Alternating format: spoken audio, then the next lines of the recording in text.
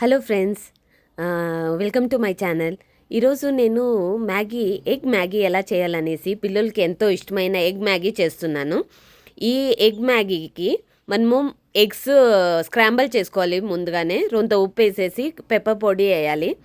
Pepper పొడి వేసేసి బాగా స్క్రాంబల్ చేసి ఇది సపరేట్గా తీసి పెట్టుకోవాలి. సపరేట్గా తీసి పెట్టయినాక రొంత ఆయిల్ దాంట్లోనే వేసేసి ఎర్రగడ్డలు పచ్చిమిరపకాయలు కట్ చేసిండేది దాంట్లోనే వేసి బాగా ఫ్రై చేయాలి. బాగా ఫ్రై చేసాక రొంత ఉప్పు వేయాలి. ఎందుకంటే ఉప్పు రొంత తక్కువ వేసుకోవాలి. ఎందుకంటే ముందే మనం ఎగ్లో కూడా ఉప్పు వేసినాము, మళ్ళీ మ్యాగీ మసాలా కూడా ఉప్పు ఉంటుంది. సో మనము కొంచెం ఉప్పు వేసేసి బాగా ఫ్రై అవ్వాలి. బాగా బ్రౌన్ కలర్గా వచ్చినప్పుడు రొంత లైట్ బ్రౌన్ వచ్చినప్పుడు రొంత పసుపు కారం పొడి వేసి అక్కడ రొంచేపు ఫ్రై చేసైనాక తగువంత నీళ్ళు పోసుకోవాలి.